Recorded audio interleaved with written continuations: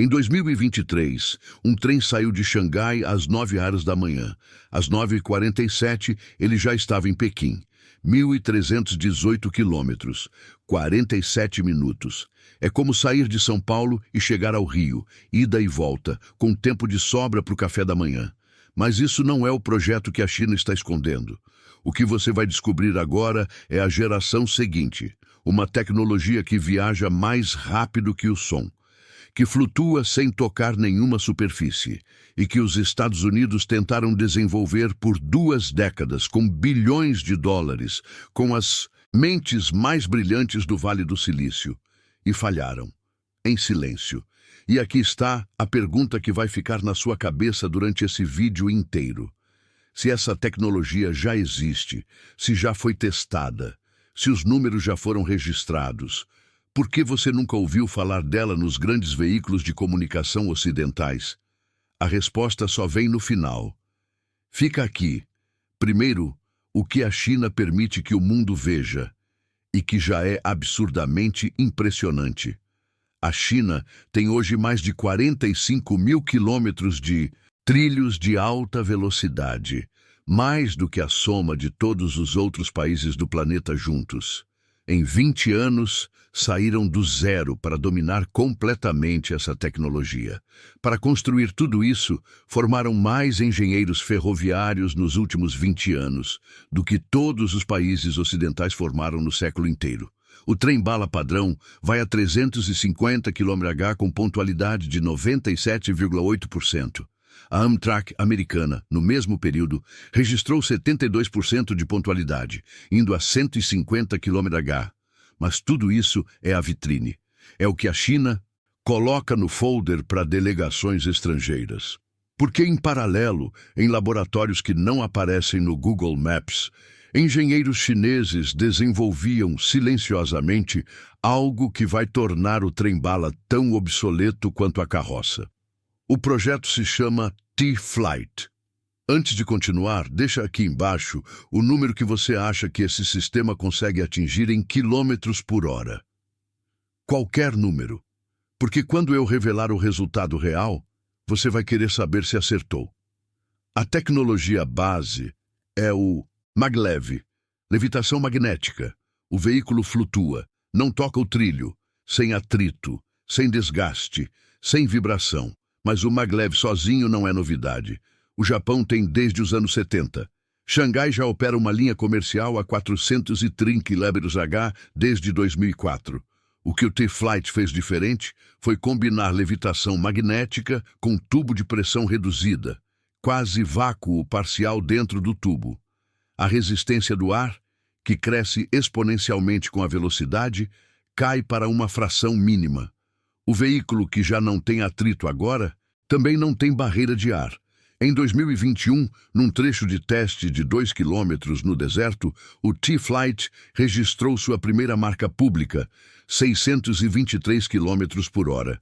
Em aceleração, não em velocidade de cruzeiro. Para comparar, o avião comercial mais rápido voa a 903 km/h, em altitude de 12 mil metros, com combustível de aviação, emitindo toneladas de CO2. O T-Flight faz 2/3 disso ao nível do solo, com eletricidade, sem emissão nenhuma. Mas 623 não é o número que importa. Se você ainda não está inscrito neste canal, faz isso agora. Porque o que vem a seguir é o que a mídia ocidental sistematicamente ignorou. Em 2023, pesquisadores da Universidade de Ciência e Tecnologia do Sudoeste da China publicaram novos resultados. Sem press release, sem coletiva, num periódico técnico de circulação majoritariamente doméstica. A velocidade registrada foi de 1.000 km por hora. 1.000, em solo, dentro de um tubo. Isso é Mach 0,8, 80% da velocidade do som, num veículo terrestre projetado para passageiros. Agora volta no comentário que você fez. Chegou perto? Nessa velocidade, Pequim e Xangai ficam a 78 minutos. São Paulo e Brasília a 36 minutos. Londres e Paris a 13 minutos. Cidades economicamente separadas por distância se tornam, na prática, um único organismo urbano. E aqui está a pergunta que deveria estar em todo o noticiário do mundo, mas não está. Se esse número é real, por que ninguém está falando sobre isso? A resposta tem 3 camadas. Primeira, a China aprendeu com os erros alheios. Em 2013, Elon Musk publicou o Hyperloop Alpha, 57 páginas propondo exatamente isso, cápsulas em tubos a mais de 1000 km/h. O mundo enlouqueceu. Dezenas de startups foram criadas, bilhões investidos. A Virgin Hyperloop, a Hyperloop One, a Heart, cada uma prometendo ser a primeira. Em 2024, a conta estava assim. Hyperloop One faliu. Virgin Hyperloop encerrou as operações. Nenhuma empresa americana construiu um único quilômetro comercial. Por quê? Porque construir um tubo de baixa pressão em escala real, com centenas de quilômetros, expansão térmica, variações de terreno, segurança de passageiros, é um problema de engenharia que foi sistematicamente subestimado por empreendedores com mais habilidade em levantar capital do que em resolver física aplicada. A China observou tudo isso e fez diferente. Nenhuma startup, nenhum IPO. O Estado designou equipes em universidades públicas, financiamento contínuo de longo prazo, sem pressão de retorno, trimestral e sigilo total. Enquanto as startups americanas publicavam cada avanço para atrair investimento, a China desenvolvia em silêncio. Segunda camada. O Ocidente não estava prestando atenção nos lugares certos.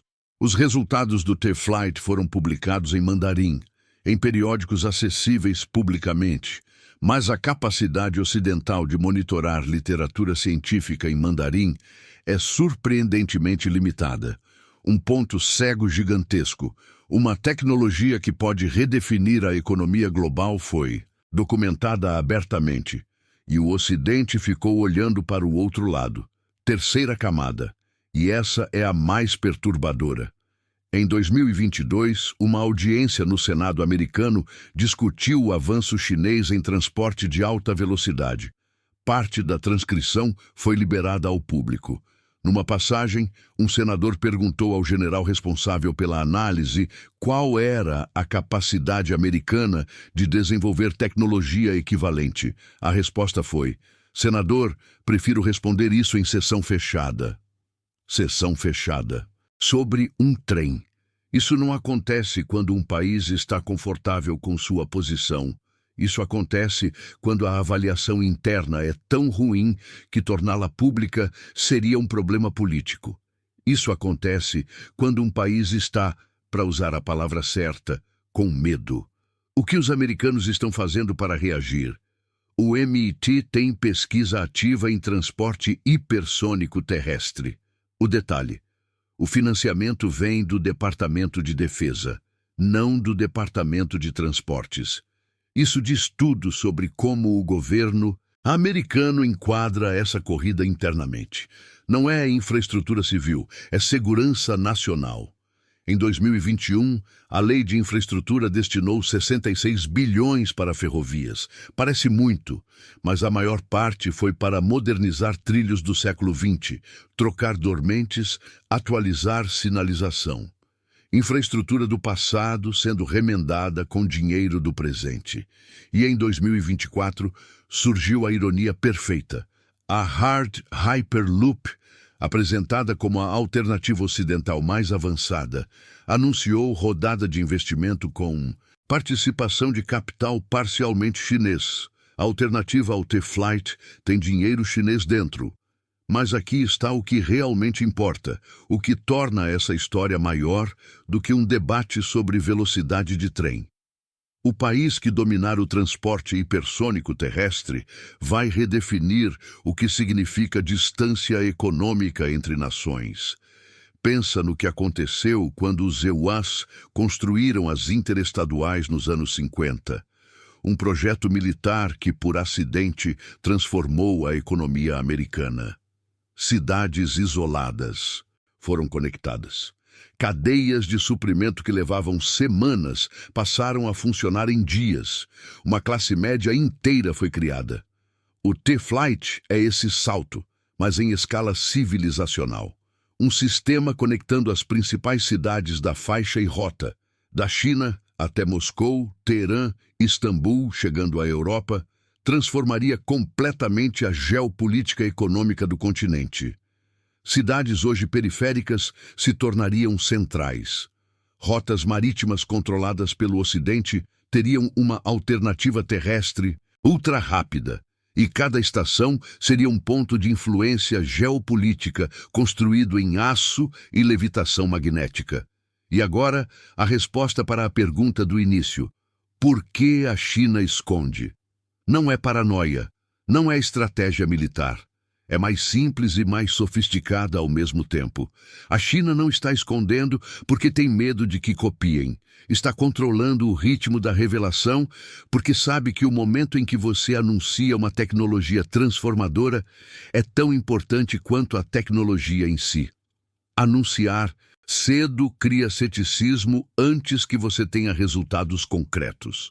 Anunciar tarde, quando você já tem quilômetros construídos, velocidades documentadas, contratos assinados, é completamente diferente. A China está esperando o momento em que a revelação não seja uma promessa, seja uma entrega. E quando esse momento chegar, a pergunta que cada governo vai ter de responder não será técnica, será política. Você quer acesso a essa infraestrutura? Porque ela está disponível.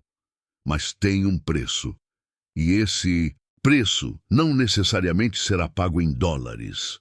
O mundo que vai existir quando essa tecnologia for implementada em escala está sendo construído agora, em silêncio, no deserto de Gobi, às 3 da manhã, por trabalhadores cujos nomes você nunca vai saber. A única pergunta que resta é se o Ocidente vai acordar antes que as linhas já estejam traçadas. Ou depois, quando a única decisão disponível for em quais termos aceitar a conexão. Agora responde aqui embaixo. O Zibuikshaua ainda tem tempo de reagir. Ou a corrida já acabou. Comenta tempo ou tarde. E se esse vídeo abriu algo que você não vai conseguir fechar, compartilha com alguém que precisa saber disso. Na semana que vem, o que a China está construindo no fundo do Pacífico, te garanto que é ainda mais perturbador.